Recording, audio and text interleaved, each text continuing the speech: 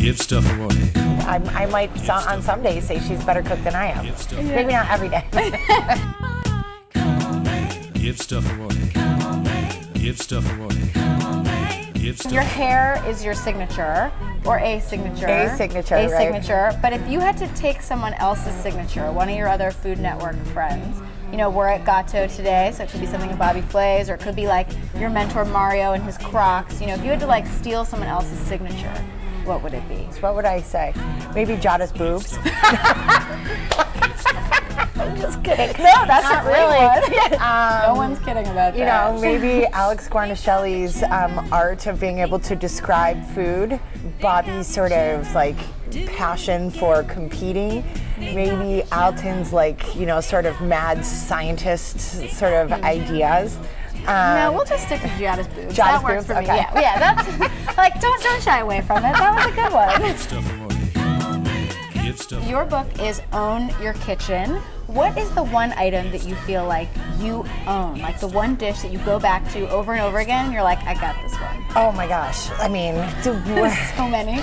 so many. I have to say it would probably be some sort of pasta dish, like bucatini alla matriciana, one of my absolute favorite dishes ever, ever, ever. That's a hard question. But that's like a really impressive one to be like, this is my go-to, like I own that or like, one. you know, like a pasta dish like that, or maybe a roasted chicken. Just like lube it up and toss it in the oven. Your show is Worst Cooks in America, and you're obviously talking to a lot of the worst cooks, but who in your life is the worst cook? Like who in your family, like who is always like, I cannot be involved in the cooking?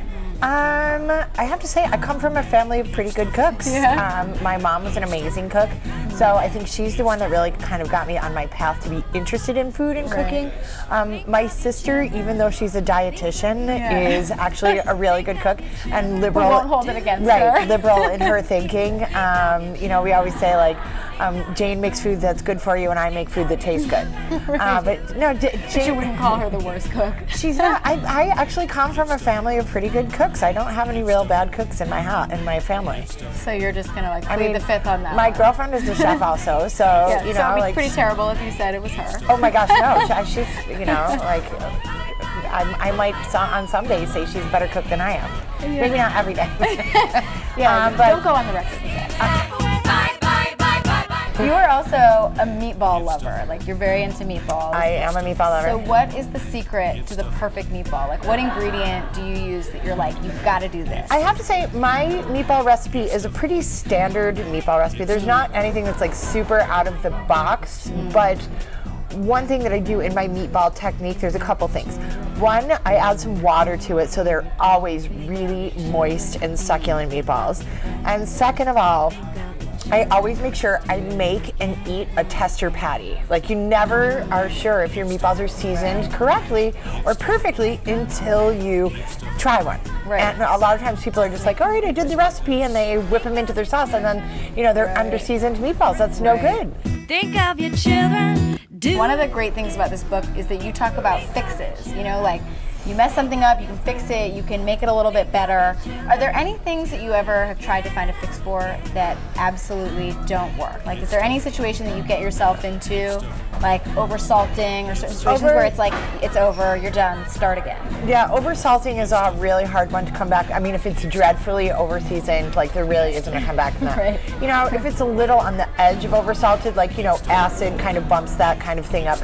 Burning things, burnt things, like once you start to get that smoky flavor, try to wipe there's it no off. fix to that. Yeah, I mean, dropping something on the floor and stepping on it, there's probably no fix to that either. Right. If you squish your like fish as you're, you know, that's a bad one. Unless you want to make it a piccata or something. Right, you know, but I mean, I've definitely seen in restaurants like mistakes happen, and you know, I saw a line cook one time like flip a piece of fish and somehow it dropped, and it was right as another line cook was coming and stepped on the fish. So you know, there was no 2-second rule in that situation. It was just squashed. Well, fair enough, but for most fixes, we can pick up on your kitchen, right?